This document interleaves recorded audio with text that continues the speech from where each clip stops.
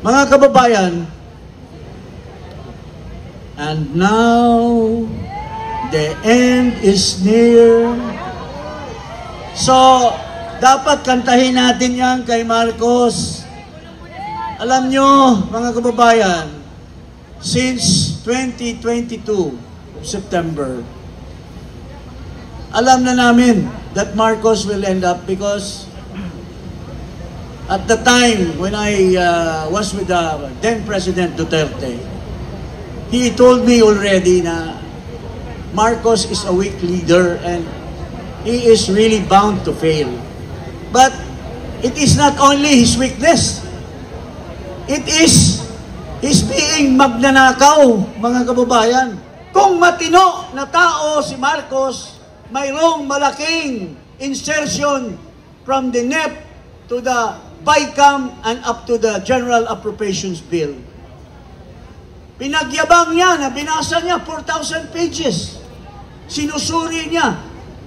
Pero 29 billion lang po ang binito niya. Pinalusot niya ang 250 billion na siyang naging pondo ng Department of Public Works and Highways, which eventually was implemented.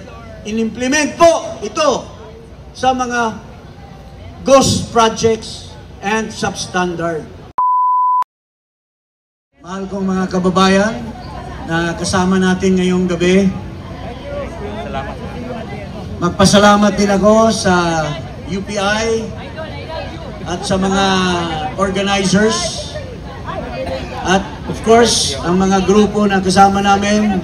Nandito ang Marcos Alisian Movement, Sambayanan ni Ka-Eric, at yung mga Duterte Riders na nag-guide sa amin kanina pag-march namin from EDSA Strike. Mga kababayan, and now the end is near. So, dapat kantahin natin yan kay Marcos.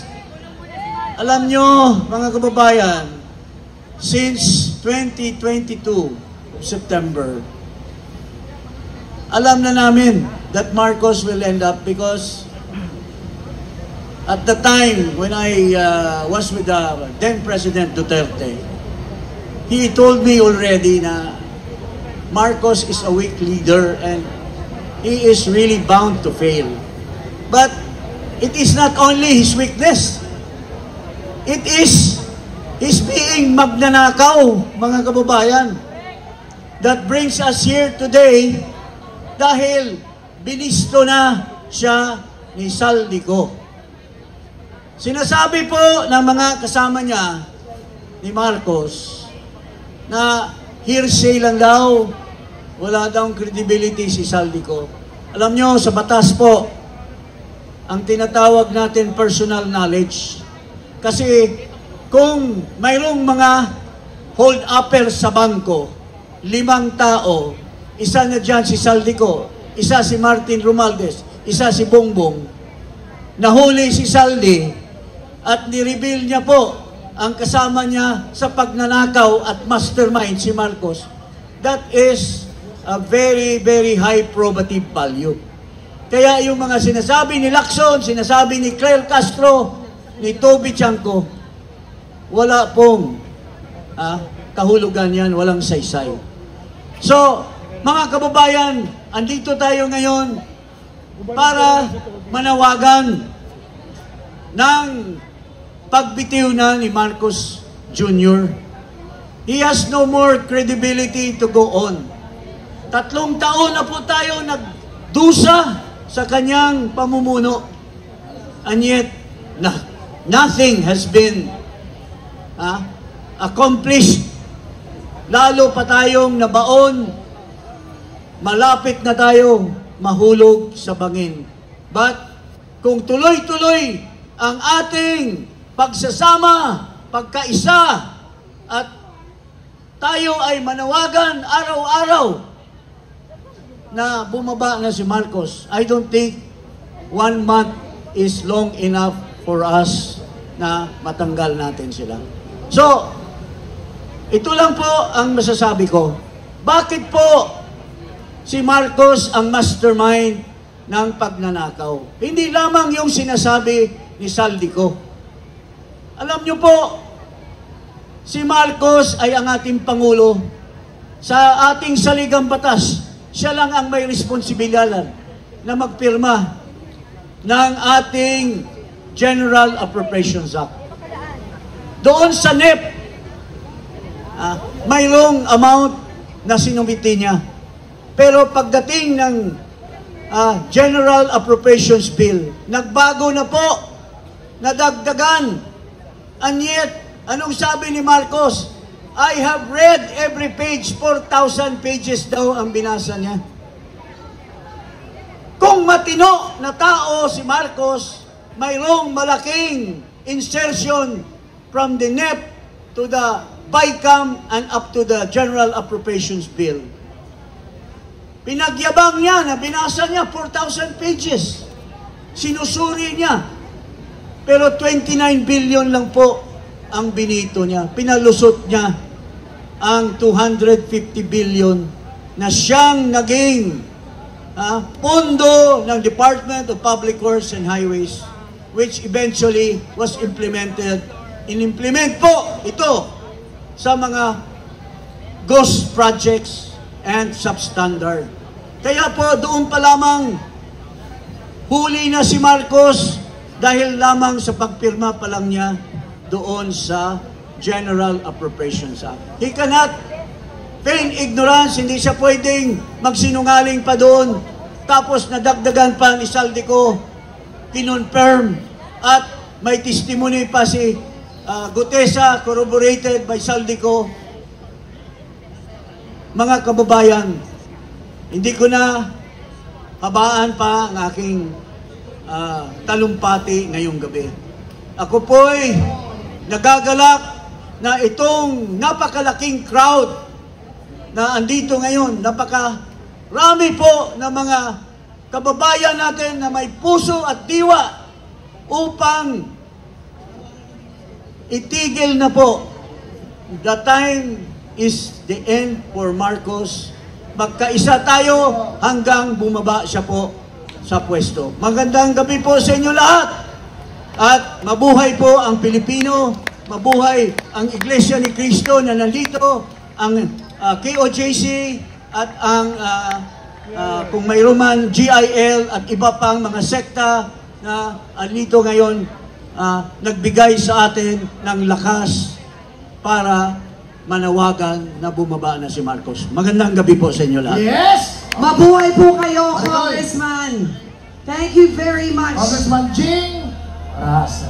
Gusto po nating magpapasalamat din kay Attorney David Castillon, ng National President of the United Citizens Crime Watch and incumbent QC District 2 Councilor Tatay Rani Ludovica. At saka binabati ko rin si Paring Damian, Paring Damian at saka si Bobot. Paring Bobot, nandiyan kami, General. Ay, nako. Kaya nga pakinggan natin ang mga dinadaing ng taong bayan. Pakinggan po natin ang saloobin ni Tatay Rani Ludovica. Mapagpalang gabi sa mga kapwa ko na naghahangad ng pagbabago. Kapwa ko na nahihirapan sa sitwasyon po natin ngayon. Bago ho ang lahat, ako ay nagpapasalamat sa Ama na binigyan po na tayo ng pagkakataon na tayo po ay magkaisa ngayon. Ama ko, sadyang napakahiwaga mo dahil ikaw lang po talaga, Ama, ang makapag-iisa sa sambayanang Pilipino. Ama, alam po namin na kami po ay nagkasala. Marami po kami mga kapatid na ibinenta ang aming mga boto. Nabudol po kami sa mga taong nagbalat kayo na sila ay lingkod bayan. Pero Ama, alam po namin na hinahayaan nyo na mangyari ang isang kadiliman upang kami ay magising sa katotohanan. Kami po ay nananawagan sa kapwa ko lingkod bayan. Maging pulis man po kayo, maging sundalo man po kayo, meron po tayong pinanumpaan sa ating tungkulin na sana po ay maging tapat po tayo sa bayan dahil ang bayan po ay binubuo ng tao. Huwag po natin sana ipagpalit ang personal nating nakukuha sa administrasyong ito. Dahil mas mahalaga ang tungkuling ibinigay sa atin ng ating Ama. Kapwa ko nanunungkulan sa gobyerno, sana po maging tapat tayo sa bayan at sa taong bayan. Kung kayo man ay nakikinabang sa gobyernong ito, personal lang po yan.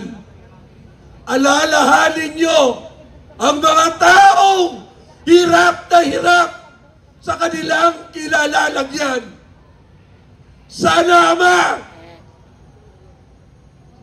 isang milagro sa gabing ito na makasama po namin ang kapwa lingkod bayan sa hanay ng Armed Forces of the Philippines, Ama. Sa ating pong mga kapulisan, alam po namin may leadership tayong sinusunod. Pero gusto ko po ipaalala sa inyong lahat na mas mahalaga ang paglilingkod sa taong bayan. Tatapusin ko po ang gabing ito dahil limitado lang po ang oras na ito. Dakilang Ama, salamat. Salamat sa iyong pagmamahal sa bayang ito. Salamat sa pagmamahal mo sa mga taong bayan na hirap na ngayon. Ama, wala po kaming maililihim sa iyo. Nawa, Ama, paglinawin niyo po ang mga puso ng mga sundalong ito. Himala, Ama. Himala na ikaw lamang, Ama, ang makakapagdulot po dito. Basbasan niyo po ang lugar na ito dahil ang basang ito ay ibinigay mo po sa amin.